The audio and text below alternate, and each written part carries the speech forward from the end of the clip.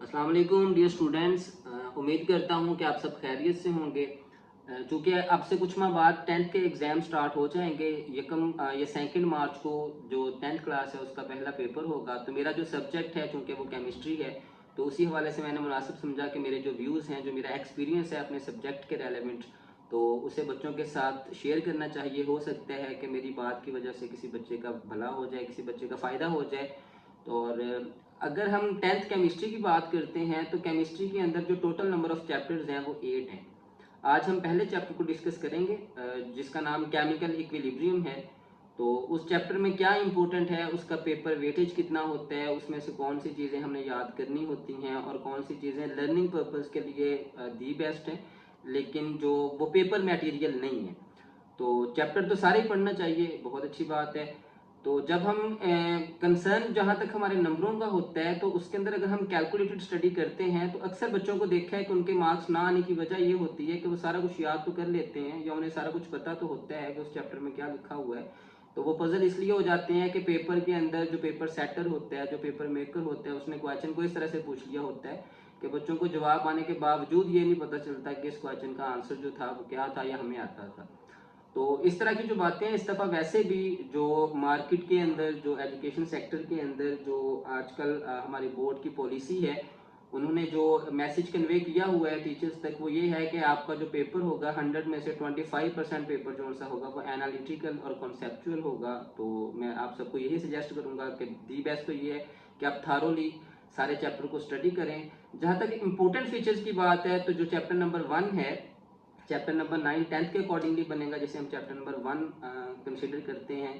तो उसमें क्या इंपॉर्टेंट है, रिपीटेडली वही चीज़ें हैं जो बार बार पेपर में पूछी जाती हैं। पेपर में पूछने का अंदाज बदला जा सकता है, लेकिन जो सवाल है वो ऑलमोस्ट वही रहता है। तकरीबन 10 से 12 क्वेश्चन हैं जो बार बार पेपर्स में आते हैं। तो मैं स्ट्रांगली आप लोगों को रिकमेंड करूंगा कि तमाम बच्चे अगर उन 10 से 12 शॉर्ट क्वेश्चन को याद कर लेते हैं, तो मेरे ख्याल में जो उन्हें चैप्टर नंबर 1 में से 3 शॉर्ट क्वेश्चंस पूछे जाने होते हैं, तो मेरे ख्याल में इंशाल्लाह वो तीनों क्वेश्चंस जो से हैं वो कवर हो जाएंगे। मैं आपको 2 से 3 लॉन्ग क्वेश्चन सजेस्ट करूंगा, वो आप लोगों ने लाजमी याद करने हैं। और जहां तक मेरा एक्सपीरियंस है, इंशाल्लाह आपका जो लॉन्ग क्वेश्चन होगा, ये मैं बता दूं आपको कि आपका जो चैप्टर नंबर 1 होना है उसमें से आपसे 3 शॉर्ट क्वेश्चन पूछे जाएंगे, एक मल्टीपल चॉइस पूछा जाएगा और एक लॉन्ग क्वेश्चन पूछा जाएगा। तो सबसे पहले अगर हम एक्सटेंसिव क्वेश्चंस की बात करें तो उसमें से 3 ऐसे क्वेश्चंस हैं जो बहुत इंपॉर्टेंट हैं। सबसे पहले नंबर पे उसके अंदर जो मैक्रोस्कोपिक कैरेक्टरिस्टिक्स दी हुई हैं डायनामिक एक्विलिब्रियम की, वो आप लोगों ने याद करनी है। लॉ ऑफ मास एक्शन जो है उसकी स्टेटमेंट और उसके साथ आपने डेरिवेशन याद करनी है। जो डेरिवेशन है आपकी, उसमें आपने एक तो जनरल एक्सप्रेशन जो होती है जिसके अंदर A plus B turn into C plus D हो जाएगा, ये एक जनरल रिएक्शन है जिसको आप लोगों ने डिराइव करना है, जिसकी इक्विलिब्रियम कांस्टेंट एक्सप्रेशन को आपने इसको तैयार करना है। उसके अलावा जो सिंथेसिस ऑफ अमोनिया, अमोनिया की जो तैयारी होती है, वो आप लोगों ने उसकी जो इक्वेशन है उसको डिराइव करना है लॉ ऑफ मास एक्शन के अकॉर्डिंग, जिससे हम इक्विलिब्रियम कांस्टेंट तक जाएंगे। और उसके अलावा ये आपके 2 लॉन्ग क्वेश्चन हो जाएंगे, law of mass action, characteristics of dynamic equilibrium, और एक इस चैप्टर के लास्ट पे एक आर्टिकल दिया हुआ है एक्सटेंट ऑफ रिएक्शन।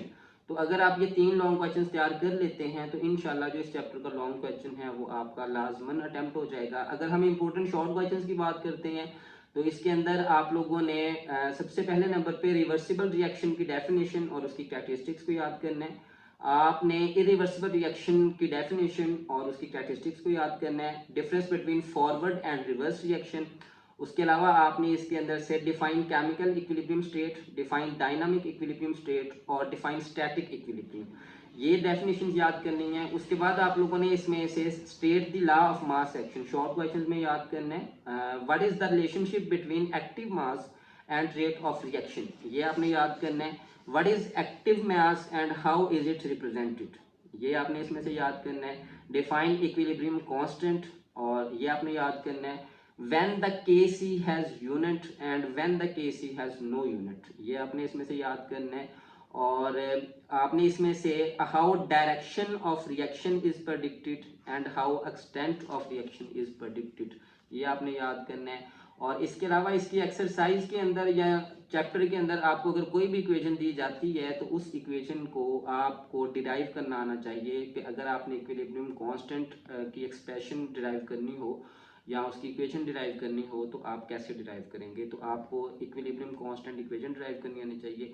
ये चंद एक शॉर्ट क्वेश्चंस हैं उस चैप्टर के अंदर, अगर आप इसको एक पेज पे ड्रॉ करते हैं तो मेरे ख्याल में मैक्सिमम ये 10 से 12 शॉर्ट क्वेश्चन बनेंगे और 3 लॉन्ग क्वेश्चन हैं। तो इंशाल्लाह जो बाकी चैप्टर्स हैं मैं कोशिश करूँगा कि उनको भी हम आने वाले दिनों के अंदर डिस्कस करें। तो मैं उम्मीद करता हूँ कि तमाम बच्चों को स्ट्रांगली रिकमेंड करूँगा कि इन क्वेश्चंस को लाजमी सबसे पहले याद करें। इंशाल्लाह ये पेपर मटेरियल है, ये क्वेश्चंस आपसे पेपर में लाजमन पूछे जाएंगे और मैं उम्मीद करता हूँ कि ये वीडियो आपके लिए हेल्पफुल होगी। तो अगर इसमें कोई कमी कोताही रह गई होगी, कोई कमी पेशी होगी तो इंशाल्लाह आने वाले दिनों में हम उसको कवर कर लेंगे। तो इसी तरह से जो बाकी चैप्टर्स हैं 10th के और 9th के और जो प्रैक्टिकल होता है उसके बारे में जो कंप्लीट डिस्कशन है वो हम आने वाले दिनों में करेंगे। अपना और अपने इर्द गिर्द रहने वाले लोगों का बहुत ख्याल रखिएगा। अल्लाह हाफ़िज़।